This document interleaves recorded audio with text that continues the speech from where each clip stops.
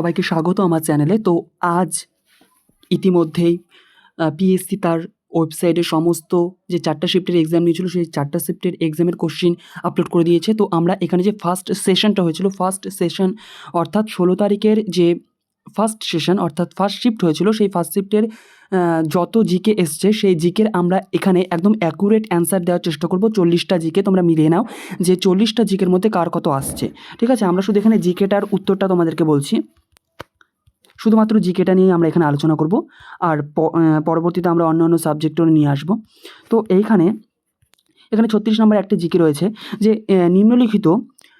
নিম্নলিখিতগুলির মধ্যে কোনটি আন্দামান ও নিকোবর দ্বীপপুঞ্জের সর্বোচ্চ শৃঙ্গ। তো এইটার উত্তর হবে স্যাডেল পিক। ঠিক আছে, এটার উত্তর কী হবে? Saddle peak. তোমরা মিলিয়ে নেবে। 36 নম্বর একটা জিকে রয়েছে।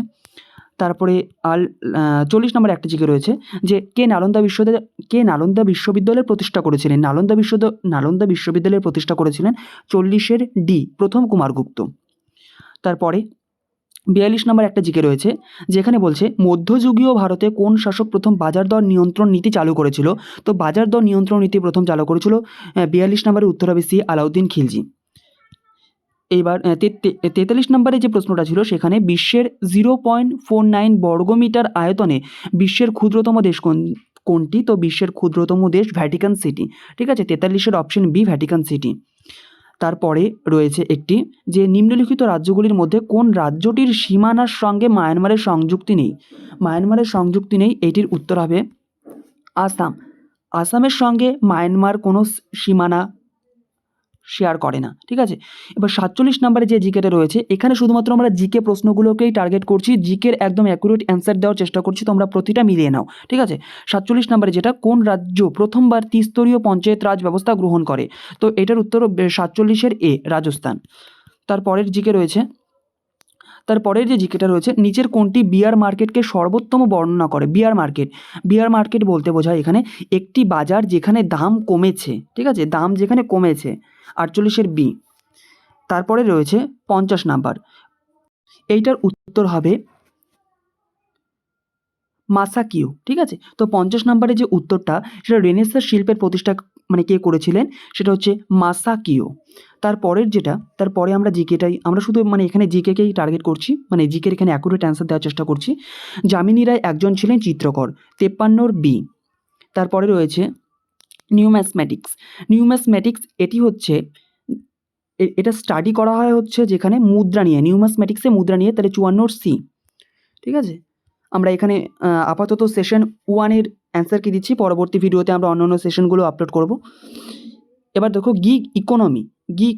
গিগ ইকোনমির ধারণার বৈশিষ্ট্যটা, এইটার উত্তরটা হবে স্বল্পমেয়াদী চুক্তি এবং ফ্রিল্যান্স কাজ। ঠিক আছে, এবার তারপরে যেটা রয়েছে সেটা হচ্ছে 58 নাম্বার, যজ্ঞশ্রী প্রকল্প।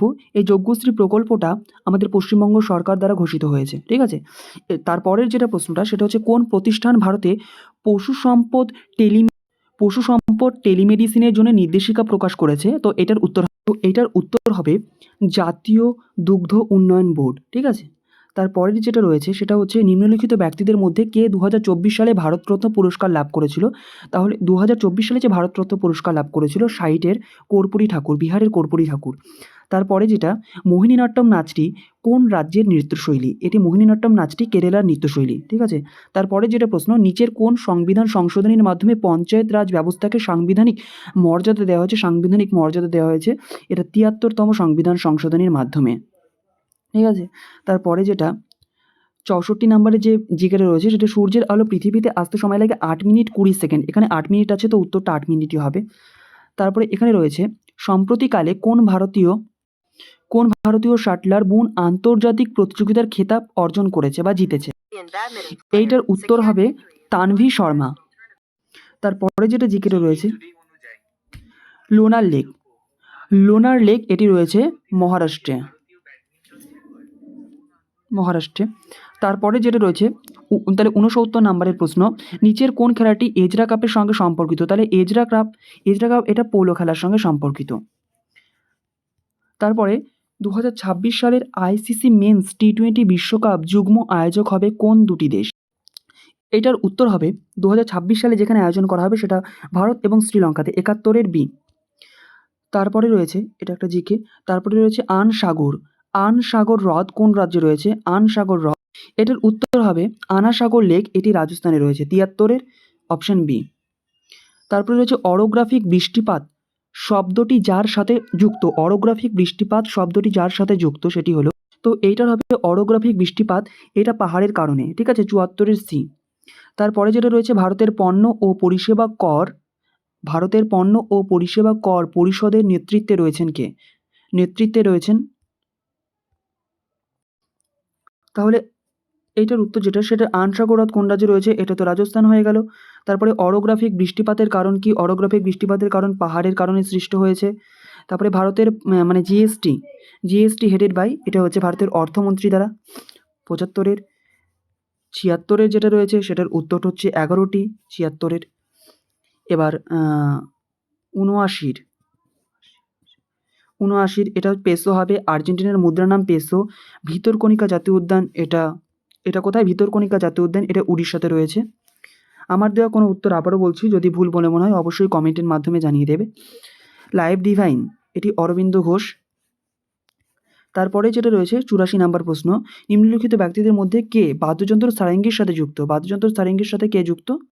বিন্দা খান, এটার উত্তরটা হবে বিন্দা খান, ঠিক আছে। সারেঙ্গির সঙ্গে কে যুক্ত? বিন্দা খান। তারপরে 85 নাম্বারটা হচ্ছে national nursing and midwifery commission bill কোন কেন্দ্রীয় মন্ত্রকের সঙ্গে যুক্ত? এটার উত্তরটা, তো এটার উত্তরটা হবে স্বাস্থ্য এবং পরিবার কল্যাণ মন্ত্রক। তাহলে 85-এর এ। ফিফা কবে প্রতিষ্ঠা হয়? ফিফা প্রতিষ্ঠা হয় হচ্ছে 1904 সালে, ঠিক আছে। তারপরে 86, এরপরে 89 একটি প্রশ্ন রয়েছে, সম্প্রতিকালে সংবাদে উঠে আসা অপারেশন সর্বশক্তি কোন সশস্ত্র বাহিনীর দ্বারা শুরু হয়েছিল? অপারেশন সর্বশক্তি, এটার উত্তর হবে ভারতীয় সেনাবাহিনী, ইন্ডিয়ান আর্মি, ঠিক আছে। ইন্ডিয়ান আর্মি, এটার উত্তর হবে। ভারতীয় জাতীয় কংগ্রেসের প্রথম মহিলা সভাপতি কে ছিল? প্রথম মহিলা সভাপতি, এটার উত্তর হবে অ্যানি বেসান্ত। তারপরে যেটা, কোন দেশ 2024 সালের বিশ্ব পরিবেশ দিবসের আয়োজন করেছিল? তো এটা 2024 সালে বিশ্ব পরিবেশ দিবসের আয়োজন করেছিল সৌদি আরব। 92-এর 2 সৌদি আরব। আমি আবারও বলছি, আমার দেওয়া কোনো উত্তর যদি মনে হয় আমি ভুল বলেছি অবশ্যই কমেন্টের মাধ্যমে জানিয়ে দেবে, আমি সেটা পিন পোস্ট করে দেবো।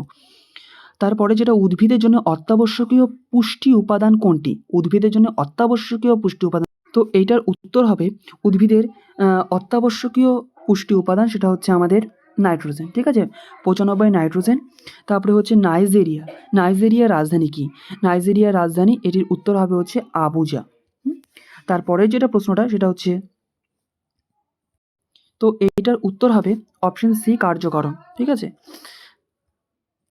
এটার উত্তর হবে পার্কচিক, যেটা হিমবাহ, সেটা হচ্ছে লাদাখে রয়েছে, ঠিক আছে। 99 লাদাখ। লেক কোন দেশের মুদ্রার একটি নাম? লেক কোন দেশের মুদ্রা? তো এইটার উত্তর হবে লেক কোন দেশের মুদ্রা, সেটা হচ্ছে আলবানিয়া।